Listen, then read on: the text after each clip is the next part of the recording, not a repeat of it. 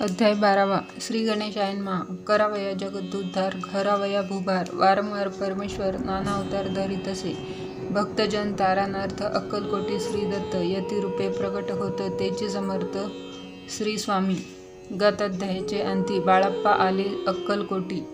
पुण्यनगर पाहून या दृष्टी आनंदपोटी नच मावे. त्या दिवशी श्री समर्थ होते खास बागेत. यात्रा आली बहुत, गर्दी झाली श्रीजवळी. दर्शनेच्छा उत्कंठ चित्ती, खडी साखर घेऊन हाती. गर्दी माझी प्रवेश करती, स्वामी सन्निध पातले. आजानुबाहू सुहास्यवदन, श्री स्वामी मूर्ती पाहून बाळप्पाने धावून दृढ चरण धरिले. येऊन या भानावरती श्रीचरणाची सोडली मिठी. ब्रह्मनंदन माये पोटी स्तोत्र ओठी गातसे. श्री समर्थ त्यावेळी पडले होते भूतळी. उठवून या काय केली लीला एक विचित्र. सर्व वृक्षांशी आलिंगन दिले त्यांनी प्रेमे करून. बाळप्पावरचे प्रेम ऐशा कृतीने दाविले.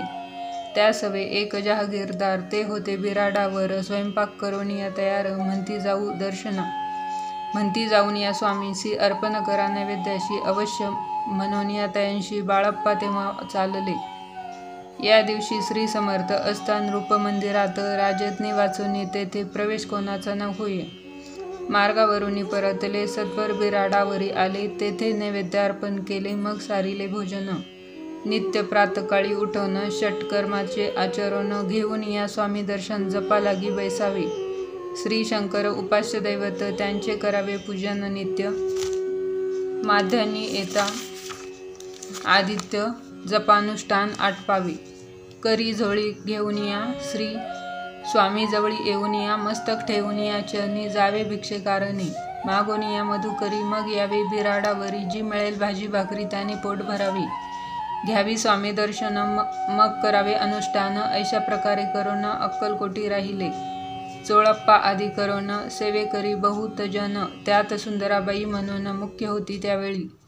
एके दिवशी तयाशी बाई आज्ञा करी ऐशी, आपणही श्री सेवेशी करीत जावे आनंदे. बहुत जन सेवे करी, बाई मुख्य त्या माझारी. सर्व अधिकार तिच्या करी, व्यवस्थेचा होता पै. या कारणे आपसात भांडणे होती सदोदित. स्वामी सेवेची तेथे अव्यवस्था होतसे. हे चोळप्पांनी पाहून नानायुक्त योजून मोडून टाकिले भांडण. एकचित्त सर्व केले. बाळप्पाची प्रेमळ भक्ती पाहून संतोष स्वामी प्रति दृढ भाव धरून चित्ती सेवा करीती आनंदे. ऐसे लोटता काही दिवस. बाळप्पाची शरीरास व्याधी जडली. रात्रंदिवस चैन नशे क्षण भरी. मग भोगभोगीला काही दिन. कागदाची पुडी बेंबीतून पडली, ती पाहता उकलवून विष त्यात निघाले. पूर्वी कोण्या कृतज्ञे बाळप्पाशी यावे मरण. विष दिदले कानुल्यातून पडले आज बाहेर. स्वामी कृपेने आजवरी गुप्त असे उदरी. सद्गुरु सेवा त्यांचे करी, व्हावी लिखित विधीचे. प्रत्येक सोमवारी त्यांनी महादेवाची पूजा करोनी. मग यावे परतोनी स्वामी सेवेकारणे.